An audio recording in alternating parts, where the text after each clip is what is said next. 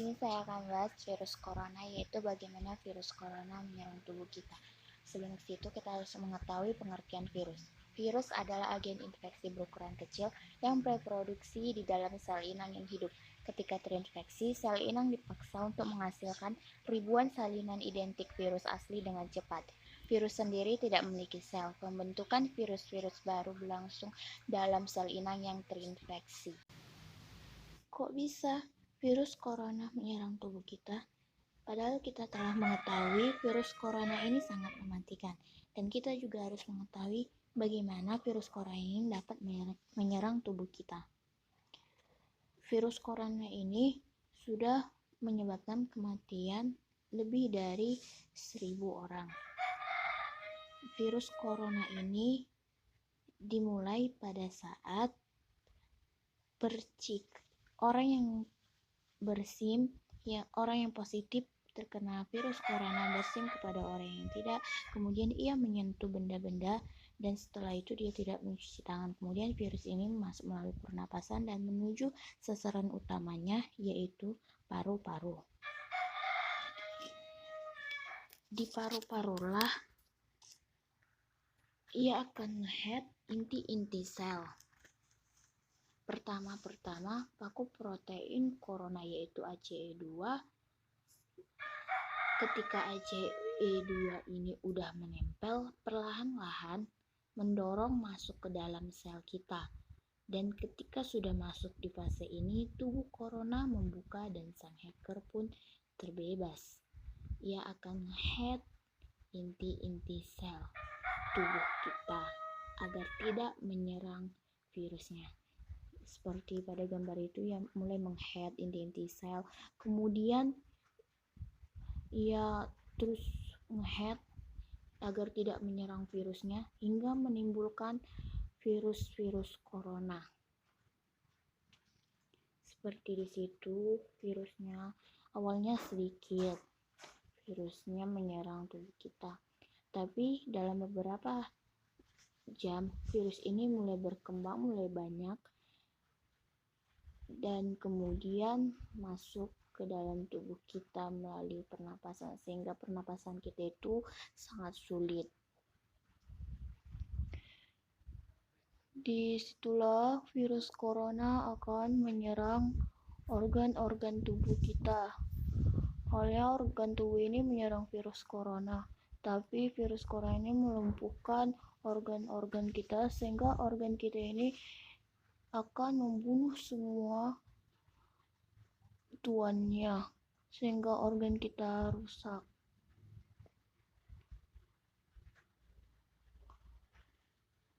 Dan jika tubuh kita kuat, virus corona tidak mampu menyerang tubuh kita, tapi dapat kita ketahui bahwa orang mengalami tubuh yang lemah sehingga mengakibatkan pneumonia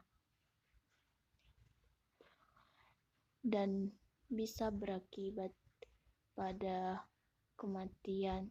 Sehingga saat virus ini udah di tubuh kita, udah menyerang, kita dapat terlemas atau bisa di rumah sakit terbaring lemah, sehingga orang-orang sangat khawatir akan virus ini. Tapi dapat diatasi virus ini dengan makanan yang bergizi. Bukan hanya 4 sehat 5 sempurna saja, tapi pedoman gizi seimbang. Tindakan pencegahan yang bisa dilakukan yaitu dengan menjaga kebersihan, terutama tangan, mengkonsumsi makanan bergizi, dan berkonsultasi dengan dokter agar virus itu tidak mudah menyerang tubuh kita. Oke, selanjutnya akan membahas perbedaan endemi, epidemi, dan pandemi. Di dunia epidemiologi ada beberapa istilah yang berkaitan dengan penularan penyakit selain epidemi dan pandemi. Ada beberapa istilah yaitu wabah, endemi, epidemi, dan pandemi. 1. Wabah. Wabah adalah munculnya penyakit di masyarakat. Wabah dikategorikan dengan jumlah orang yang terjangkit jauh lebih banyak.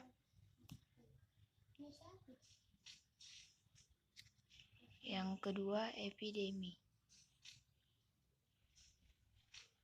Epidemi sebenarnya mirip dengan wabah.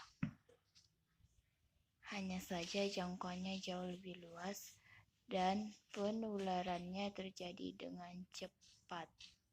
Yang ketiga, endemi.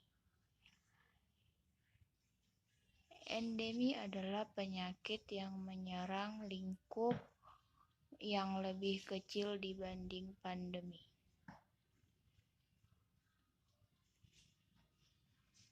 Yang keempat, pandemi. Pandemi sebagai penyebaran penyakit baru ke seluruh dunia. Tercatat ada beberapa penyakit pandemi yang paling mematikan sepanjang sejarah. Salah satunya HIV atau AIDS.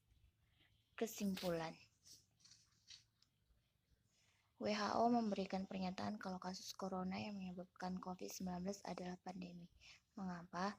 Karena sebelumnya WHO menghindari kata pandemi karena dianggap menyebabkan ketakutan dan kepanikan yang tidak diperlukan. Namun, melihat terjadinya peningkatan terhadap penyebaran virus ini, mau tidak mau membuat WHO memutuskan kalau COVID-19 adalah pandemi.